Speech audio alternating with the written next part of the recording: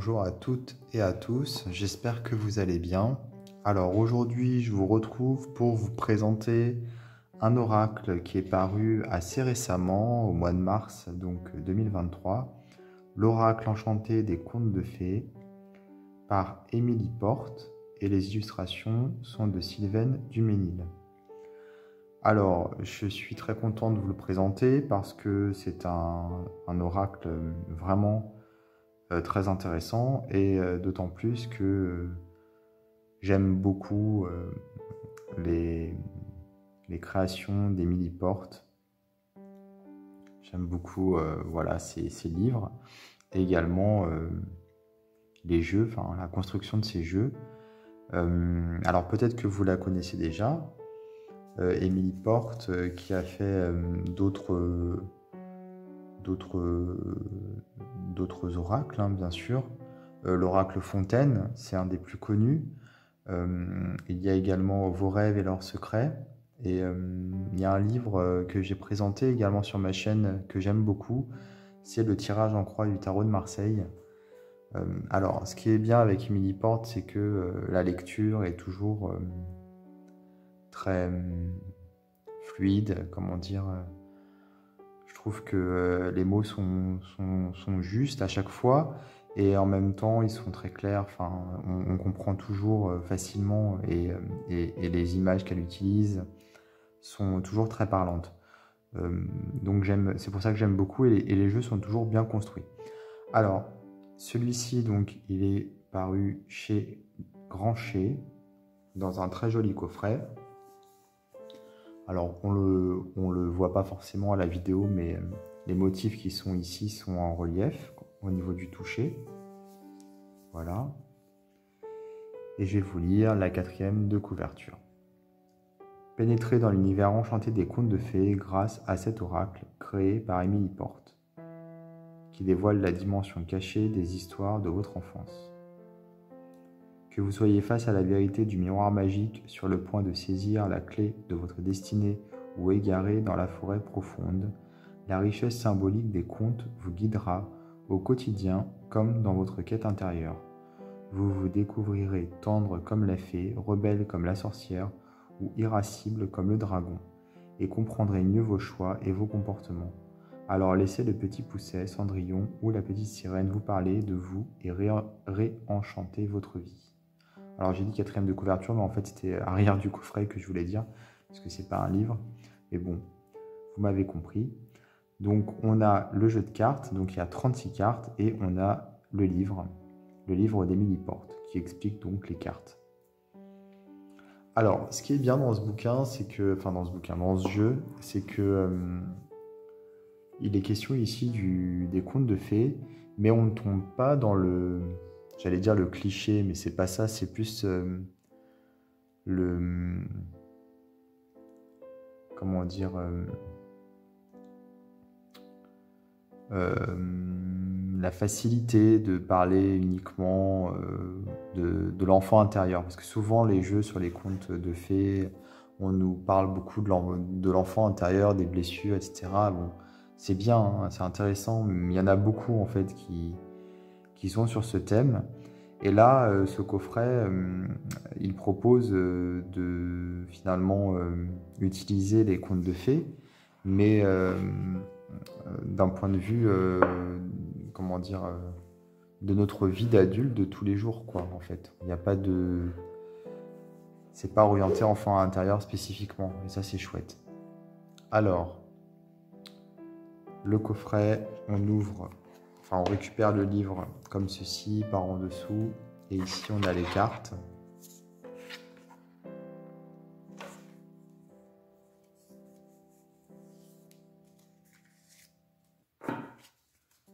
Donc, les cartes que je vais vous montrer dans un second temps. On va commencer par le livre.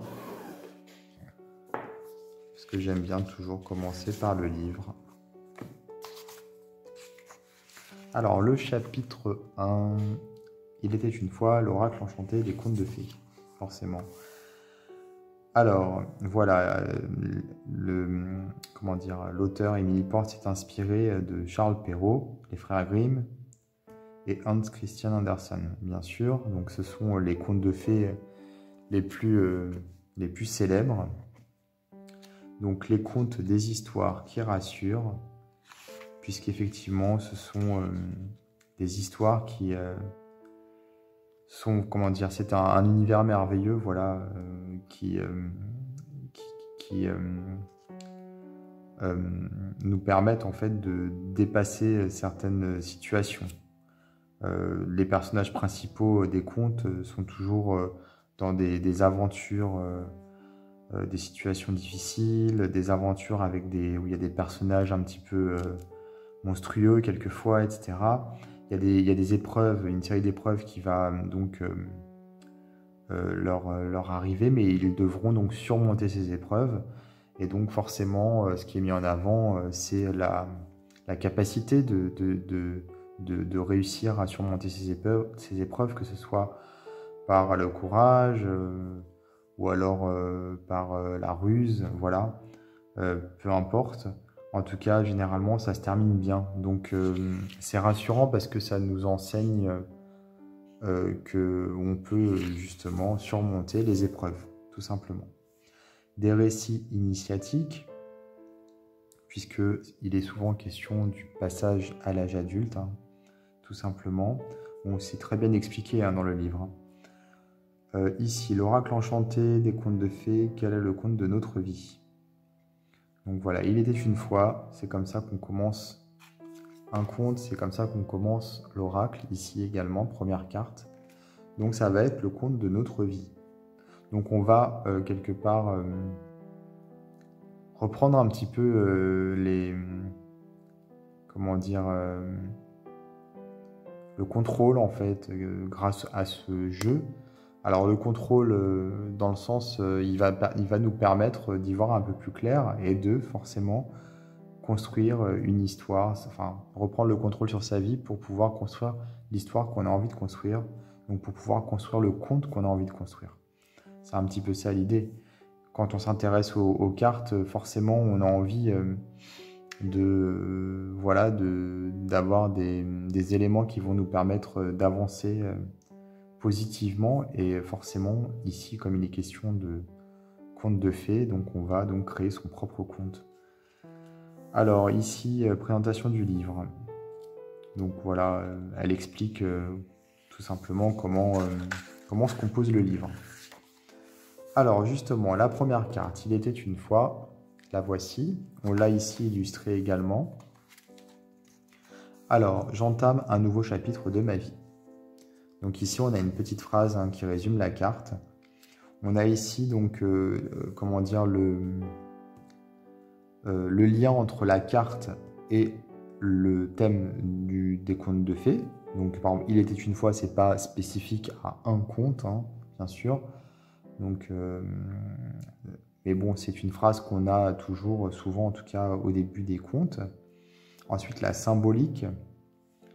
Donc, au niveau symbolisme, ce que ça représente, ce que cette phrase représente pour le coup, et ce que ça représente au niveau des contes, du début des contes, en fait, tout simplement, le nouveau chapitre, en fait, qui s'ouvre, ou même une œuvre, tout simplement un nouveau livre, même j'ai envie de dire. Ici, on a des petites questions, des petites interrogations qui sont voilà, posées à chaque fois. Ici, par exemple, que dois-je commencer? Alors, que dois-je commencer expérimenter? Voilà, que dois-je commencer ou que dois-je expérimenter? Ensuite, les éléments d'interprétation. Donc, quand c'est favorable, on a donc un sens à la carte, enfin, le sens de la carte ici en positif. Et quand c'est défavorable, quand ça s'oppose, donc en négatif. Ensuite, on a par domaine le sens divinatoire par rapport à l'affectif, par rapport au professionnel, et par rapport à la forme, donc la santé. C'est vraiment basé là sur cette partie plus sur la divination que sur le développement personnel. Vous l'aurez compris. Ensuite, on a l'enseignement spirituel de Il était une fois. Donc là, c'est plus sur justement le développement personnel, l'aspect spirituel. Des mots-clés. donc positif, négatif, donc c'est pas mal. Et des associations, on a des associations de cartes en plus. Donc à chaque fois, voilà, c'est construit un peu de la même façon. Donc vous voyez, le texte est vraiment intéressant, enfin complet. Intéressant, bon, vous savez pas parce que vous l'avez pas lu, mais en tout cas complet. Ça, vous pouvez pas le réfuter. En tout cas, moi j'aime beaucoup, voilà, parce que c'est simple et en même temps c'est vraiment, je me répète, hein, mais c'est vraiment bien écrit. Ça change. Il y a beaucoup de jeux qui sortent où le texte est vraiment négligeable ou plutôt négligé. Et c'est dommage parce que je pense que c'est aussi important que les illustrations, que les cartes, on va dire. Et là, avec Emily Porte, on n'est jamais déçu.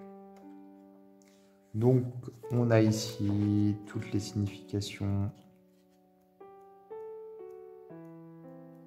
des 36 cartes. Et ensuite, on a les tirages. Alors, découvrir les cartes, hein. Voilà. On va pouvoir s'imprégner des cartes une par une. Elles ont beaucoup de détails.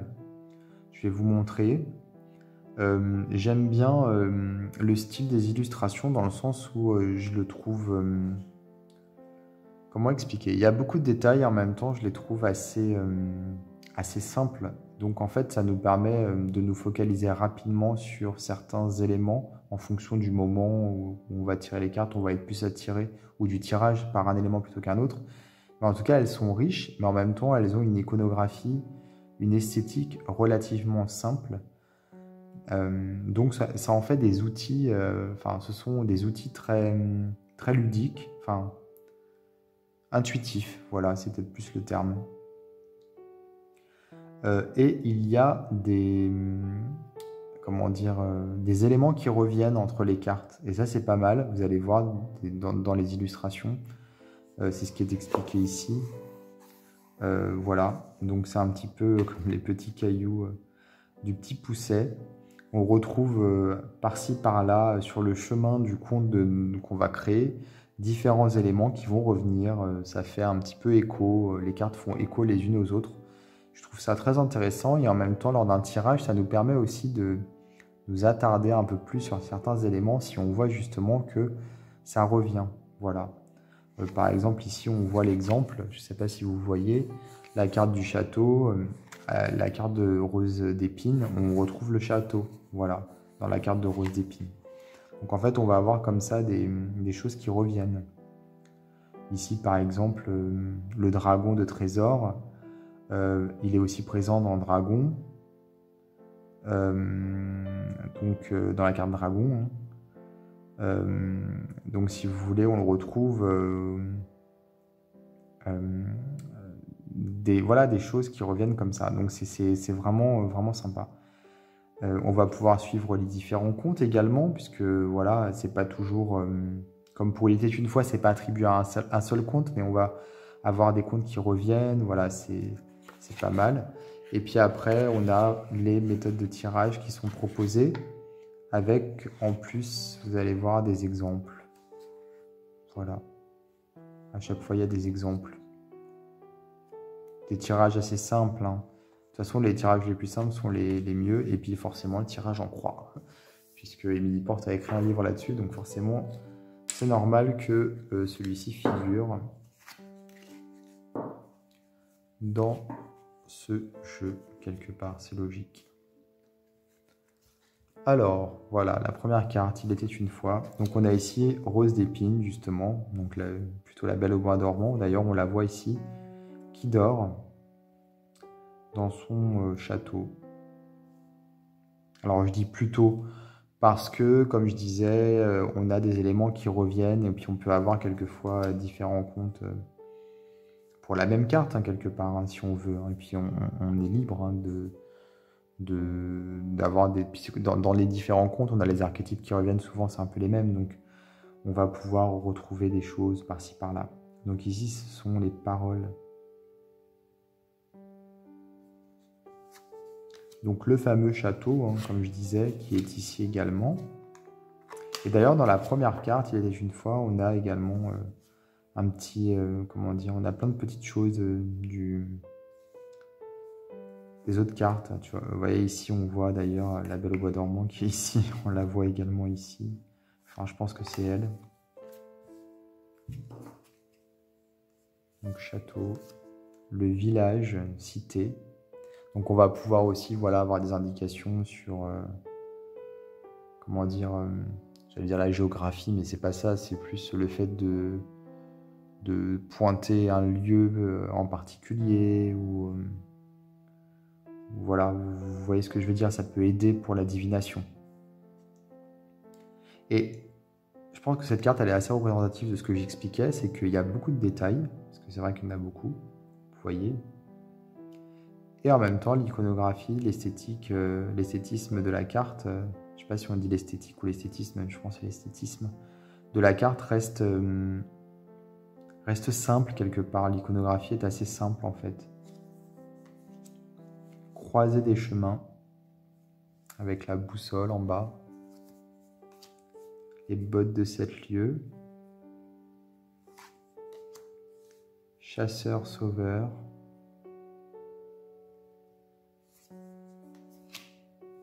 Haute tour.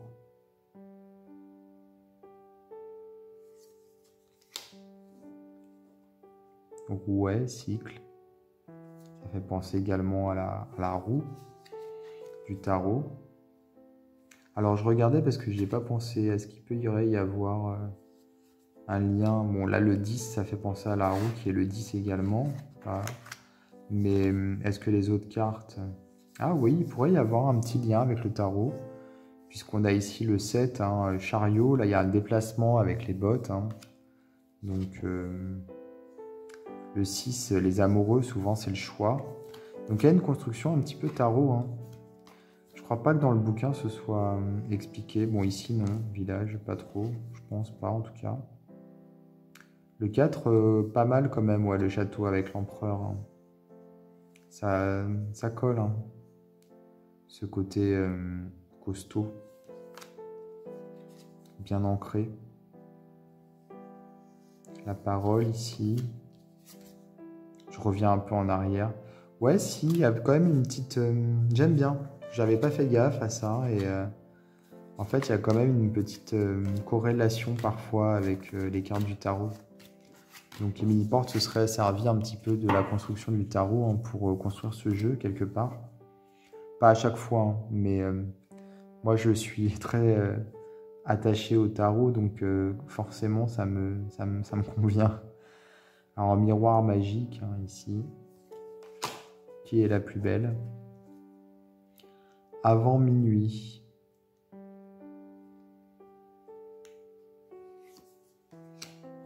Donc mort marraine. Donc la mort forcément. Baguette magique.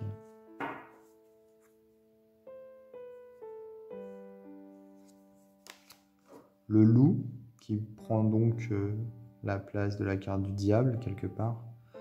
J'aime beaucoup cette carte. Elle est très belle. Je pense que ça doit être une de mes préférées, voire ma préférée du jeu. Il est d'une élégance, ce loup.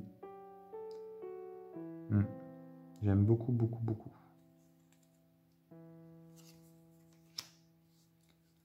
Dragon adversaire.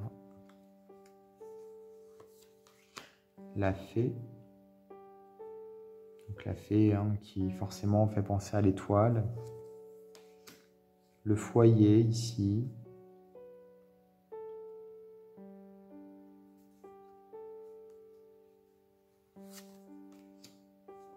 Prince et princesse.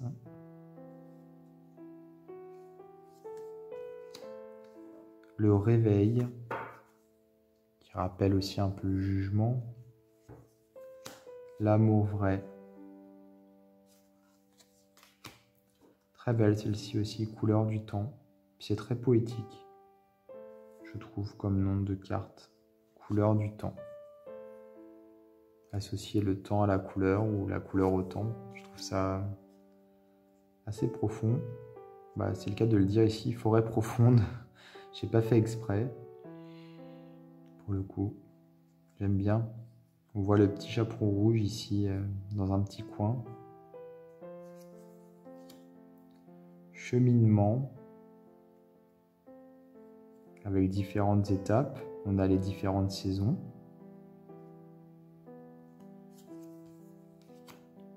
L'ogre.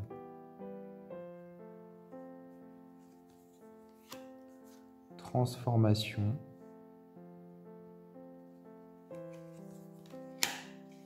Les petits cailloux. Les cendres. Sorcière. Et forcément, le jeu aurait été incomplet sinon. Amitié, lien. La clé, très jolie carte. J'aime beaucoup l'ouverture derrière. Justement, cette ouverture qui se fait grâce à la clé. Le trésor. Elle est très jolie aussi. Joueur de flûte.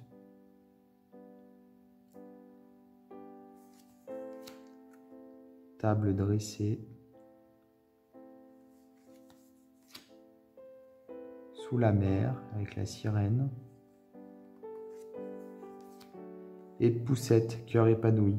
C'est rigolo en fait que ce jeu se termine avec Poussette parce que quand j'étais enfant, on avait à l'école, enfin c'était l'école primaire, on avait, je sais plus si c'était pendant un trimestre ou peut-être même plus que ça, j'ai pas trop, quand on est enfant, on se rend pas compte de la notion du temps. Mais en tout cas, on avait étudié, entre guillemets, on était petits. Mais en tout cas, la maîtresse nous avait, s'était servi de Poussette, voilà, pour nous faire dessiner, pour nous faire travailler en fait aussi au niveau de l'écriture, de la lecture. Et ça, un conte qui m'a toujours beaucoup marqué à cause de ça.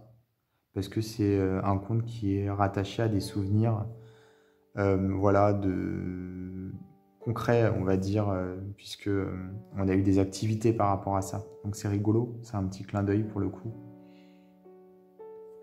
Alors ce que je disais, c'est que voilà, on est vraiment sur quelque chose d'adulte, pas trop, enfin comment dire, c'est pas que les jeux pour les enfants, enfin quand on travaille avec l'enfant intérieur, c'est pas que c'est pas pour les adultes, c'est bien sûr que c'est pour les adultes. Mais on travaille vraiment avec son enfant intérieur, donc forcément on fait un travail d'introspection dans le passé, avec voilà, le retour en arrière, les blessures, les choses comme ça. C'est pas forcément toujours facile et agréable. Avec ce jeu, on peut le faire bien sûr, hein, mais c'est pas forcément. Enfin, le but c'est pas forcément ça, quoi. On va juste, au contraire, plutôt que de regarder en arrière pour pouvoir avancer, on va avancer direct. C'est-à-dire qu'on va réécrire son histoire. Bien sûr, on va devoir forcément regarder un petit peu en arrière, c'est normal. Mais le but, c'est vraiment d'aller en avant, de reconstruire un nouveau conte et de se servir des contes de notre enfance pour pouvoir agir sur sa vie, avancer, faire les bons choix, être guidé, voilà, tout simplement. Donc c'est un très bel oracle, l'oracle enchanté des contes de fées, qui a été créé par une très belle personne, voilà, Émilie Porte. Quelqu'un que j'apprécie beaucoup, beaucoup, beaucoup. Il n'y a pas, enfin, j'ai pas, faut pas croire que je dis ça de tout le monde parce que c'est pas du tout vrai si vous connaissez mes vidéos. Mais j'ai vraiment une affinité avec cette personne qui est vraiment une belle personne. Voilà. Donc c'est paru aux éditions Grancher. Et je vais vous mettre dans la description de ma vidéo un lien vers les éditions Grancher, vers le site. Comme ça, si vous voulez vous procurer le coffret, vous aurez juste à cliquer, ce sera plus simple. N'hésitez pas également à vous abonner à ma chaîne, comme je dis à chaque fois à la fin de mes vidéos. Si vous découvrez ma chaîne seulement maintenant, alors abonnez-vous. N'hésitez pas à partager, à commenter, à liker. Et moi, je vous dis à bientôt pour d'autres vidéos.